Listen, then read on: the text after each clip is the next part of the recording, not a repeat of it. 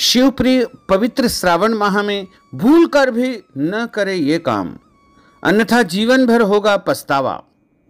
श्रावण माह का आरंभ 4 जुलाई से होकर के 31 अगस्त तक रहेगा। इस सावन के महीने में भगवान शिव माता पार्वती के साथ में पृथ्वी पर भ्रमण करने आते हैं और ऐसे में जो भक्त उनकी पूजा करते हैं, आराधना करते हैं, उनको मनचाहा फल प्रदान करते हैं। सावन के महीने में भगवान शिव के परिवार की विशेष रूप से पूजा अर्चना की जाती है, व्रत रखा जाता है। यदि पूरे महीने आप व्रत नहीं रख पाते हैं तो सिर्फ सावन सोमवार के दिन आपको व्रत रखना चाहिए। और सावन सोमवार में या सावन के महीने में आपको कौन कौन से ऐसे कार्य हैं जो गलती से भी नहीं करना चाहिए। सबसे पहला काम, सावन के महीने में पत्तेदार सब्जियां, पालक, मेथी, तेल या मसालेदार भोजन, लहसुन, प्याज, मांस, मछली, मूली, बैंगन, गुड़, मीठी, ज़्यादा खट्टे और नमकीन पदार्थ, कच्चा दूध, कड़ी, शहद और शक्कर का त्याग कर देना चाहिए। इस महीने रोग पैदा करने वाली वस्तुएं होती है। भोजन आपको कांसे के बर्तन में सावन के महीने में बिल्कुल नहीं करना चाहिए। दूसरा काम, यदि आप किसी प्रकार का कोई नशा करते हैं तो सावन के महीने में आपको पूरी तरह उसका त्याग कर देना चाहिए। जैसे पान, सुपारी, तंबाकू, अल्कोहल, शराब का सेवन बिल्कुल नहीं करना चाहिए या अन्य किसी भी प्रकार का नशीला पदार्थ का सेवन सावन के महीने में बिल्कुल नहीं करना चाहिए। सावन के महीने में आपको ब्रह्मचर्य व्रत का पालन करना चाहिए। और यदि आप कोई व्रत करते हैं, अनुष्ठान करते हैं, कोई साधना करते हैं तो आपको सावन के महीने में गद्देदार बिस्तर पर नहीं सोना चाहिए। हो सके तो भूमि पर शयन करना चाहिए। सावन के महीने में सूर्योदय के पहले उठ करके स्नान कर लेना चाहिए और देर रात तक जगना भी सावन के महीने में मना किया गया है। सावन के महीने में शरीर पर तेल की मालिश नहीं करना चाहिए। सावन के महीने में प्रतिदिन स्नान करना चाहिए। स्नान नहीं करने से शरीर जल्द ही आपका रोगग्रस्त हो सकता है। सावन के महीने में विवाह संस्कार, जात कर्म संस्कार और नए घर में गृह प्रवेश का कार्य नहीं किया जाता है। हालांकि जीर्ण गृह प्रवेश आप सावन के महीने में कर सकते हैं, यानी पुराने घर में गृह प्रवेश आप कर सकते हैं।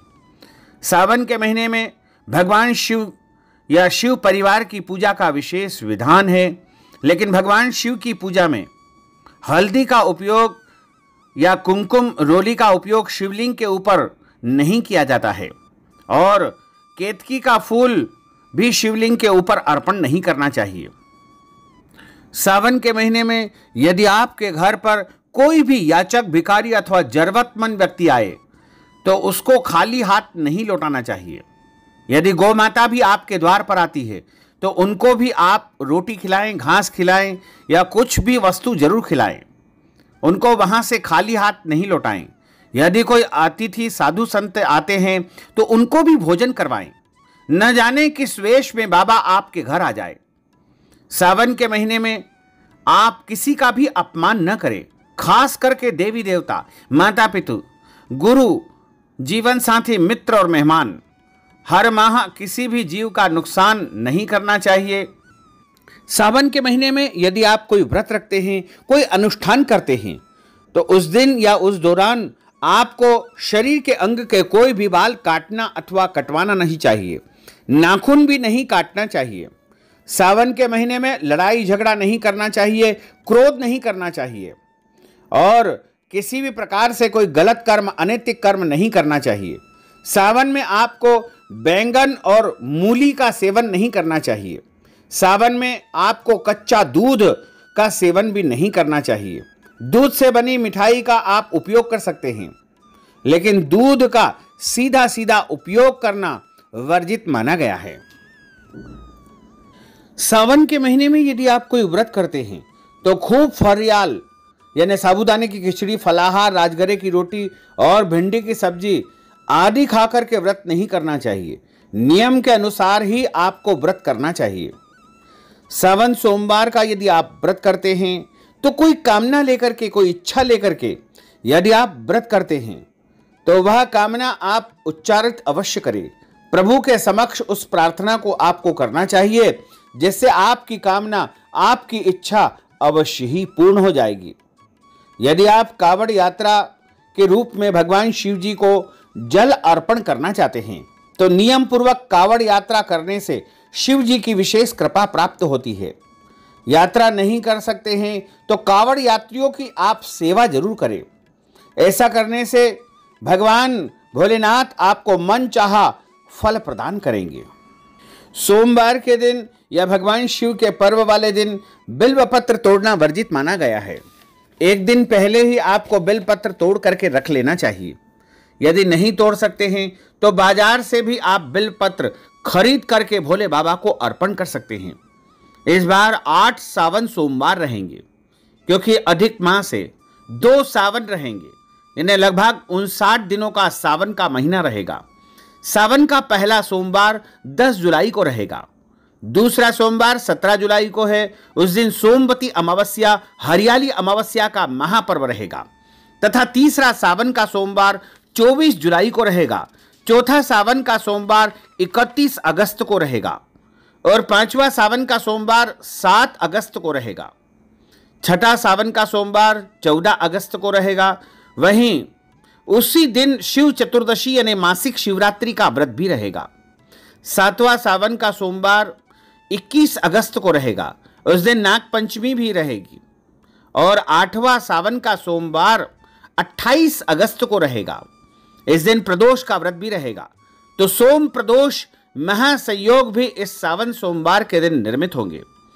इसके अलावा अन्य कई महापर्व श्रावण के दौरान रहेंगे। 30 अगस्त को रक्षाबंधन का महापर्व रहेगा। इस बार सावन की 2 शिवरात्रि रहेगी।